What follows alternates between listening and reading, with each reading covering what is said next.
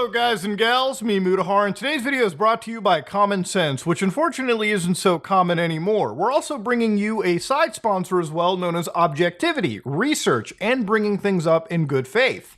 This is something that the subject to today's video absolutely lacks. So if you're interested in Common Sense, go to www.thisisagoddamnjoke.com/SOG. Alright, I'm sure somebody's gonna buy that goddamn domain. But anyways, ladies and gentlemen, I was called out a few days ago by a YouTuber known as In Praise of Shadows, okay? A channel that covers horror history, reviews, and retrospectives. And while this was something that was a little bit unexpected, this is not a channel I've really seen. I've seen one of his videos pop up in a feed, never really watched it because I don't really watch it horror movie retrospectives. If you think what I watch is, this is the kind of content that I look up, okay? Look up any old game from the 90s, space, type in retrospective. Find the longest video you can and just watch it the rest of the day. That's the content that I consume, okay? That's literally what Mutahar watches. But of course, this is a guy that genuinely appears to make some pretty good objective videos about horror movies. His most recent video was Bad Conservative Horror Movies, where yours truly and friends of the channel, Wendigoon, Brandon Buckingham, so on and so forth, Oompaville got called out for promoting bad things, being associated with the bad people on the internet. And this is where I want to kind of respond because I really feel like I was taken in the most bad faith representation possible, and I'm going to use this video to kind of make fun of this stupid shit and also address some serious misconceptions that really don't bother me at the end of the day, but enough for me to discuss it and kind of laugh at with the general community, okay? At the end of the day, I only care about my relationship to you, my fan base, okay? It is what it is. If you're somebody that hates me and clicks on these videos to say, Muta, you're a smelly poo boy, then honestly, I can't convince you, okay? Drop your comment for the engagement and I guess do what you have to, all right? I don't really care. But again, ladies and gentlemen, it's fun to kind of laugh at these things and again, sort of like debunk a lot of the stupid misrepresentations you find on the internet. Now, this guy's video, Bad Conservative Horror Movies, watch a little bit of his content and you can kind of understand his political ideologies and his leanings, mostly left-oriented. Not to say that there isn't bad conservative horror movies or bad conservative content sometimes. Doesn't really matter what your political spectrum is. No matter what side of the political spectrum you're on, you're all capable of making absolute dog water. For instance, Daily Wire Plus launched Mr. Bircham, okay? Meet Mr. Bircham, a no-nonsense woodshop teacher at odds with his gamer son, snowflake students, and the school's Jedi, Justice, Equity, Diversity, and Inclusion Officer. Again, this is something Adam Carolla's been pitching for a while, and I watched a few clips of this, and man, let me tell you right now, okay, if goddamn Family Guy, actually Family Guy has always been kind of funny and has made edgy jokes, but the point is, if Family Guy and South Park still exist, dropping this thing, pile driving it into the ground, this is one of those shows where you watch a few snippets out of, and it's literally like written by like a 40-year-old who just wants to appeal to one specific crowd. It's really the wildest thing about politics, right? You got like the extreme left wing and the extreme right wing, and like all the majority is in like the center middle area, and we're all just like collectively groan at the cringe some of these people spit out in their entire camps. But again, to go back to our buddy Praise of Shadows, he made this video, Bad Conservative Horror Movies, and while this video is 2 hours and 45 minutes, it used to be an hour more, where it contained an entire hit piece on our buddy Wendigoon, primarily, but also I got strays, Oompaville got strays, Brandon got strays, Turkey Tom got strays, pretty much everyone got strays. This man delivered a bad faith representation, and it's time to actually debunk why it was bad faith. Now, I'm going to play one snippet from this video where he actually talks about Appalachia in a very wild sense, a area of the United States that covers about 18 actual states, okay? So let's actually listen to this banger. Deep Appalachia is very white country, and for the most part, is exceptionally racist. Genuinely in this part of the country, you have to assume that any white person you meet is racist unless they show you otherwise. Don't worry, buddy, I'm sure you're one of the good white guys out there, but this is one of those statements that I kind of wanted to talk about because honestly, it kind of paints a perspective for what this person's like, you know, view of the world really is. Now, I'm sure that obviously there is definitely racism in some deep parts of the United States. That's not a shocking thing for many people to consume. But to broadly paint nearly every white guy living out there really serves as a statement to further separate society. I guess maybe the equivalent statement could be like, hey, look, all those Indian guys in Toronto? Yeah, 99% of those dudes are racist. Trust me, you really gotta dig through the Indians in Toronto to find the non-racist ones. I really feel like if anybody said that statement, it would immediately be they would immediately get destroyed out there, even regardless of whatever lived experience people have had. Now, obviously, this is a broad statement, and it's not done in the best faith possible. And this kind of a statement from this creator actually paints how he views creators of similar, areas. So Wendigoon being from that region, being with the race that he is, it starts to paint a seed in the actual user's head. When in reality, nobody should be making statements like this, and it honestly serves more as a divisive tool than something that brings us together. So when our comrade makes this exact segment where he talks about, people who are going to react to his exact segment, which is basically what he wanted, picking the whole fight, this is what he actually had to say. Watch this one. Then let's see how they react to this video's existence, because I am certain they will be very level-headed about all of this.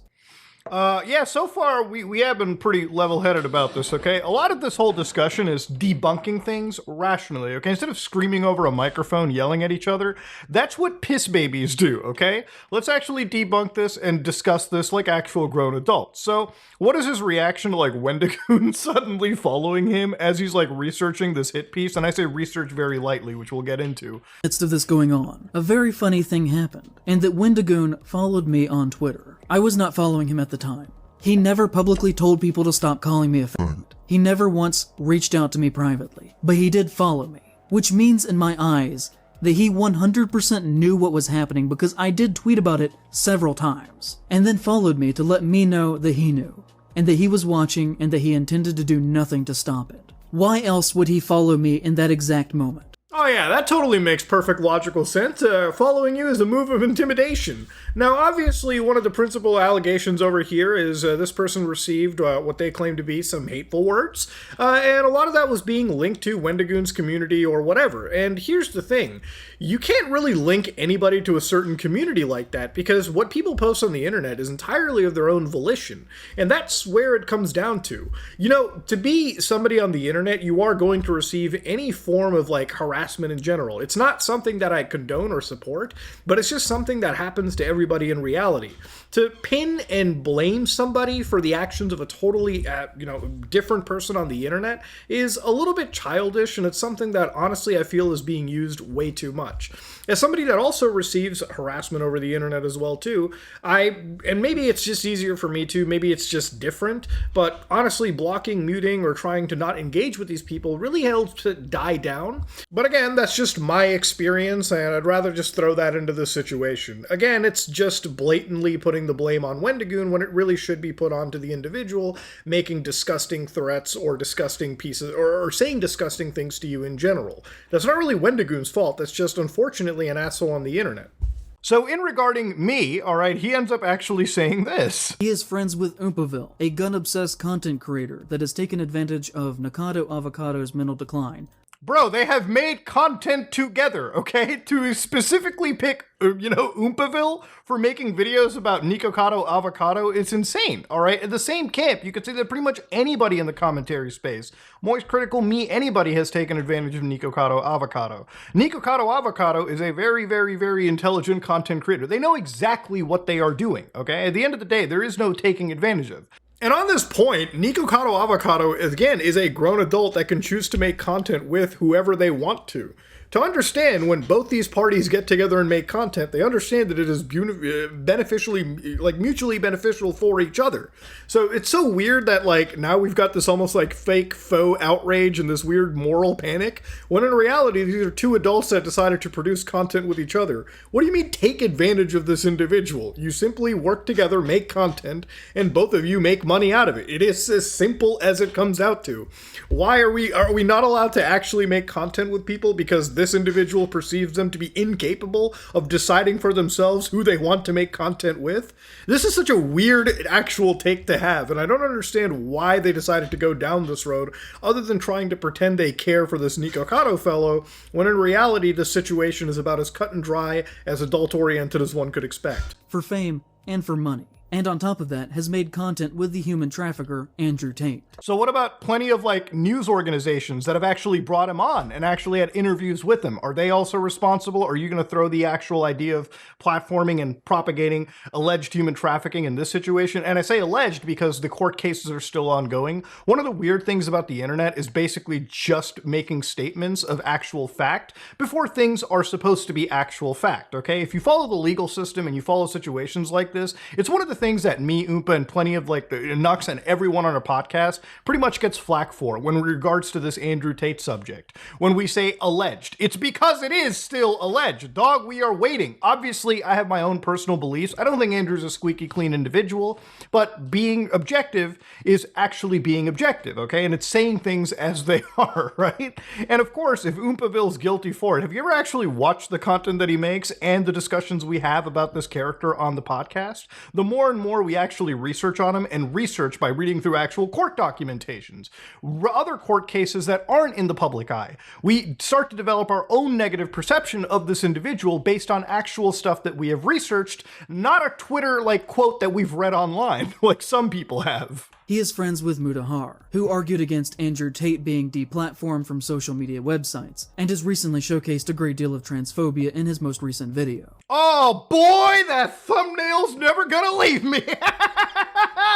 I'll tell you what, that's the best $120 I must have ever spent. You know, the same thumbnail that's basically made a caricature right here of that character Keffels that I actually ended up covering. Now, looking at this image over here, it is in fact just a disheveled, greasy individual, okay? And people have questioned, you know, why is this the only art that I've actually commissioned? I've never really commissioned anything in the past. I decided to do it because of a recommendation from other creators and a quick turnaround time. I probably would have commissioned art for this goober in the video, but I honestly just didn't have the time to. But the other reality of it is too, is like even the person that I was talking about used this person's art. So clearly they didn't care about that artist's attachment to actual sites that they consider to be bad. Because if that was the case, if their principles were there, they would never have used that art in the first place. Insane stuff to understand and talk about. So again, I press this individual on the idea of like, where is the transphobia that I was showcasing? Where is it? Is it in the room with us? Where is it? And again, that was a response over here. I was like, you know, back that claim up? What about painting me as a Tate fan when I clearly aren't? And in fact, this person's only response to this was, Mutahar, your art was transphobic. I have nothing else to say to that. You know, you could actually apply some basic level of research and probably dig through just a quick little crumb and say the artist that I used made posts on that actual Kiwi Farms website and probably would have used that against me, even though I've already discussed this. See, this is the problem with this kind of stuff. Even their owns don't have any form of research to assist in their own. And of course, this is one of those things where he's like, I have argued against like deplatforming Tate. Now I want to kind of address this because it is a point that kind of sticks around. This was the actual post that I had made, I want to say in 2022, where I said, banning Andrew Tate is dumb, ideas should be challenged, and if he spreads misinformation, it should be countered in the public sphere. I really think, and maybe this is idealistic of me, but I really do believe that when talking about, you know, individuals on the internet, whether they be Tate, whether they be Sneeko, whether they be all these characters, deplatforming, I think, always strengthens a lot of their core base into thinking maybe they were right all along, maybe the establishment wants to shut them down. These people use euphemisms like the Matrix and whatnot to basically say that there are people oppressing them, when in reality, they just have really shitty ideas that in the grand scheme of things, when you actually are countering them, like Charlie's made videos on Sneeko, I've made videos on Sneeko where we've collectively shat on the individual. Charlie taught him how to use guns, I taught Sneeko how to shift gears in a manual transmission vehicle, and of course, plenty of other people have laughed at individuals, especially people like Tate. I really think that discussing these things instead of outright banning might actually be for the better. Now, obviously, this is a topic that's really brought up for debate. And it's one of those things that is a gross mischaracterization of where my stance is. This guy has basically glazed me up to be a fan when I'm going to do one thing that this guy doesn't do in all of his videos, it seems, is actually research. So this is my YouTube channel, and you see this little search button right over here? You click that, you type in the words Andrew Tate, all right, real quick, hit enter, and whoa, look at that, boys. I got a few big videos. They're not small, 1.9 million views, 750,000. Of course, this one right here, 27 minutes long, where we actually look into one specific case that really paints Tate and a lot of his friends as actual proper scumbags. Yeah, I take shit from every side, okay? Whether it's the most left-leaning or the rightoids or whatever. And it's literally because for actual objectivity, we do look through actual cases and information, and come to a logical conclusion. A lot of the videos on my channel in this fashion is me presenting actual facts, actual evidence, and a lot of the conclusion is something that comes up to the average person. And I believe I present cases in such a way and in such a fashion that people usually come to what I believe is the more right conclusion, which is that these people are scumbags.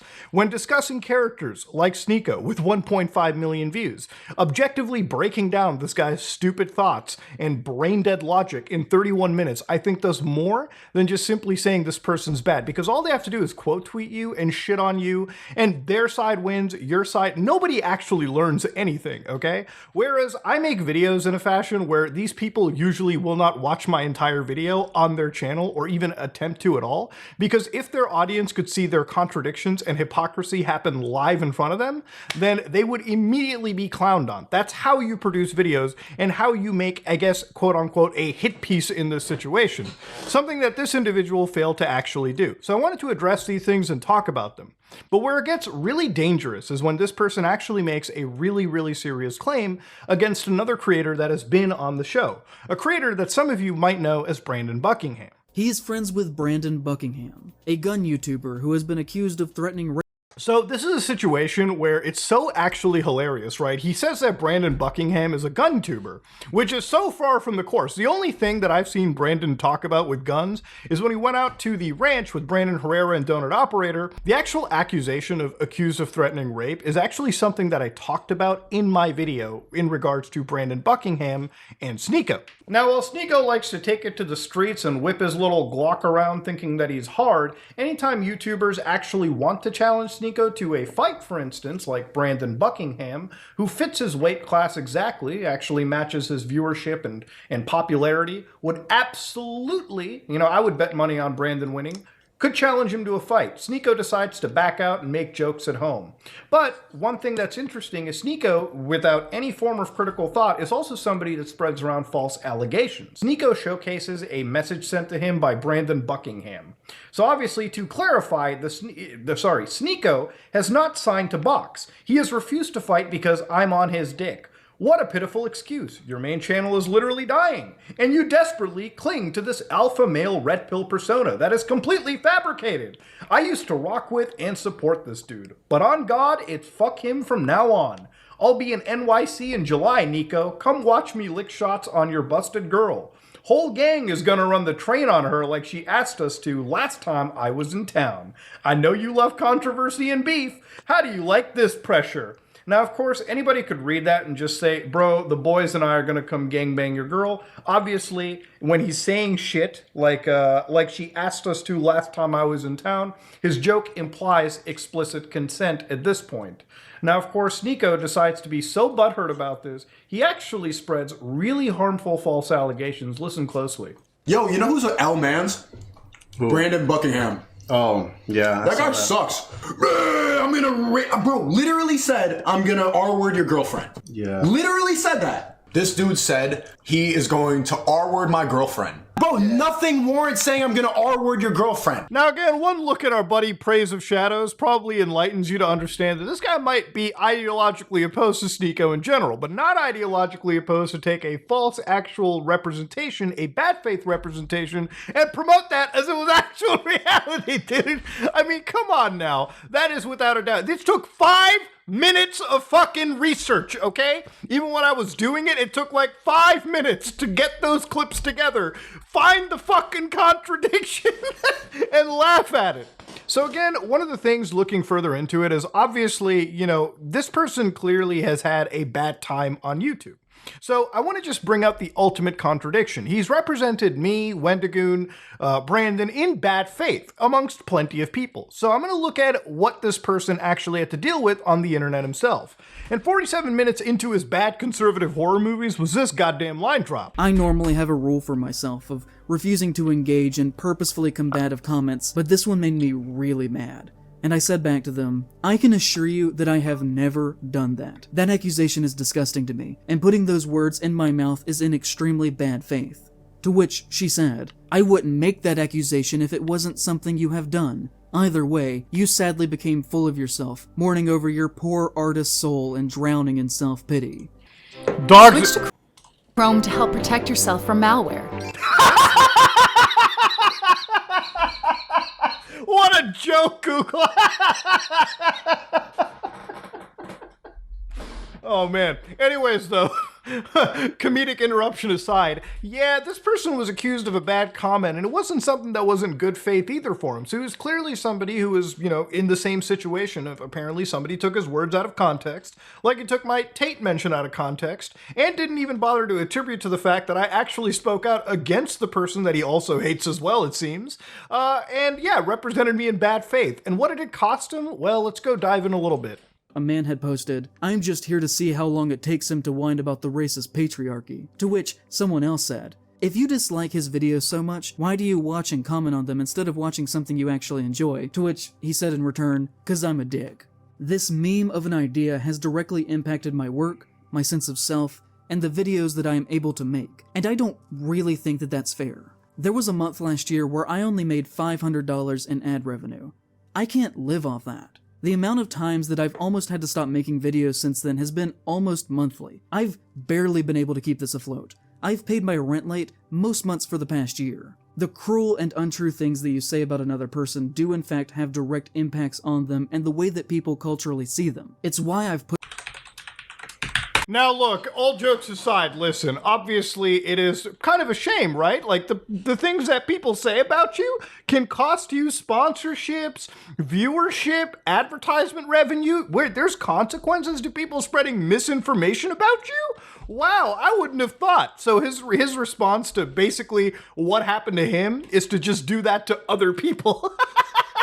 Like, wait, hold on a minute. And the other thing about like, oh, I didn't make enough money to make this worthwhile. Oh, people aren't signing up to Patreon. Then maybe it's up to you to make more engaging content and bring more people in. I always hate it when these people are like, oh man, I can't turn YouTube into a full-time job. YouTube's never meant to be a fucking full-time job, okay? It's lucky if it's a full-time job, but never put your eggs into this basket. Get a goddamn job, okay?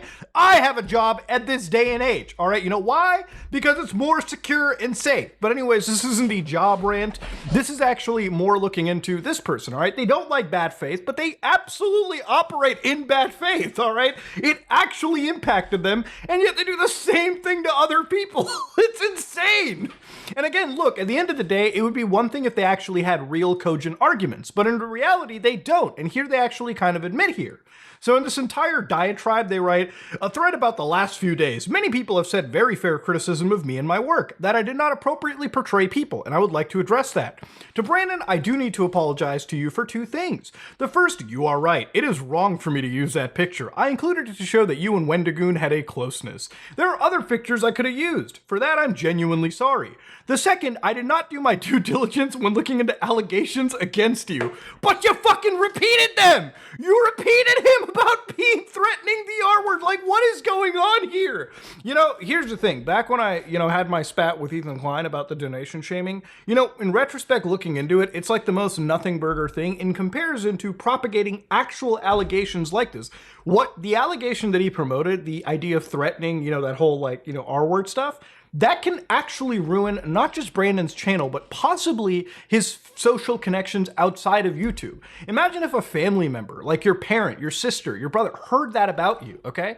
The way they would perceive you would be forever shattered and diverged no matter what. This guy chooses to just run that allegation without doing the genuine 5 minutes of research. Dog, I had less than 3 minutes of my Sneeko video you could have watched that would have actually explained the situation, but instead he guns with it, which shows you that the kind of content that this person produces probably shouldn't be trusted. Anytime this guy makes a hit piece, it's probably so poorly researched that trusting anything he says is unreliable. And it's kind of a shame because I genuinely can see a good content creator, but he's actually ruined himself, at least publicly. People have first impressions, okay? First impressions are everything. As much as I love to give a second chance, watching anything this guy does in the future is actually dangerous. And I think the kind of content and the kind of stuff that he promotes in terms of allegations like this is a real problem with YouTube. If you're going to make serious claims like this, you absolutely better have evidence. Otherwise, it really should be a TOS against you in a sense as well. But ultimately, going down into it, he says, ultimately, I did not feel you were worth my time, but you felt that he was worth your time enough to comment on in a video. Like, seriously, have some actual level of apologies to offer. This is not an apology. This is, I'm sorry, I'm a fucking idiot and I got caught. Now, of course, he said, you using homophobic language to me, calling me a low testosterone freak, does not change my opinion about you. Again, I have no idea how low testosterone is homophobic in any sense. Like, if you ever went to a gym and seen gay dudes work out, bros are hella filled with goddamn fucking testosterone. You ever seen them bodies? The best, the most physically adept people you'll find at a goddamn gym, I'll just say, pretty much, okay? Without getting... Actually, I'm getting kind of hot, goddamn. Anyways, to Mutahar, your thumbnail art was transphobic. I have nothing else to say. We've already covered this. Again, doesn't choose to jump in. I even gave him an extra bit of, like, ammunition against me. Didn't even decide to go down that. I always try my best. I dropped the ball here in how I presented this. My heart was in the right place. I try to live my life with integrity. If you've watched me for a long time, I hope you know this. I will always believe in trying to do the right thing and standing up to things I do not believe in. Again, this is just a diatribe of nonsense. Mentally, I've grown very tired of conservatives picking apart my work for 2 years. I am worn down. I let my emotions get the best of me here. No, I really think reading the term conservative here already just puts into place. I would say that most of the people on this list, alright, not all, but most, I would say, me included, are definitely not in the pile of conservatives, so to speak, okay? If you ever watched my content and given me more of a fair shake, like I've actually tried to do here for this individual, then you would realize that I'm actually quite on the center leftist side of things. I've taken a lot of batterings from people anytime my personal viewpoints have ever showed up in videos amongst the most extreme ends of both sides of these spectrums. But in reality, I'm willing to take punches if it means I can promote who I actually am versus a caricature of me on the internet that only panders to one extreme side or the other. It really seems like the brain in this person's mind, the brain in this person's body, is pretty much warped by the ideas of politics and infighting and team sports that unfortunately are what politics are these days. Nowadays, it seems like the people that are always trying to make a point and hit pieces when they're in these political camps care more about pushing their narrative versus about what is actually an objective fact and what isn't. And it's why bad faith representations of individuals have become so common in a lot of these spheres. Whether you're on that extreme right-wing side of people painting the leftists as the extreme bad individuals that I guess they claim they are, and using the worst cherry-picked examples of them, alongside the left-wing who use the worst cherry-picked examples of anybody that is slightly right to them as bad people, these are all things that necessarily don't amount to bringing anybody together. In fact, if anything, it's more of a divisive aspect of human society that unfortunately seems to be growing in today's day and age. Look, at the end of the day, all right, this guy, I really hope the best for him, and I really wish the best, and I really hope that his channel takes the uptick and he's able to actually pay rent on time and make the content that he wants to. But if you're going to make hit pieces like this is a really, really bad trend in these kind of people who make content and actually promote the worst bad faith examples. Because what had effectively happened to him and ruined his life, quote unquote, he's basically doing to the people around him. And it is, of course, I'm going to make a response, at least for me, in regards to my bad faith representation in this situation, because I feel like I have to. I don't like these kind of things that are being said about me, especially when they aren't true. Nobody is. And I have a platform to at least counter and rebuttal and offer in my actual perspective to it, which is what I'm going to do. But ladies and gentlemen, this is me, Mutahar, and honestly, I wish the best for Praise of Shadows, as I wish the best for anybody in life. There's very few people that I have an actual genuine problem with. Those people are usually on the criminal side of things. I think that this guy could absolutely have a turnaround, and I really hope that he takes some time to sit back, relax, and understand that the people that he's mischaracterizing aren't really enemies in the first place. And if his whole goal was to pick a fight and basically try to make us look like the worst people imaginable, well, his bad faith representations just gave everyone that he's against the most ammunition that, anybody could dream of. That being said, though, ladies and gentlemen, this is me, Mutahar, and if you like what you saw, please like, comment, and subscribe. Dislike it if you dislike it. I am out.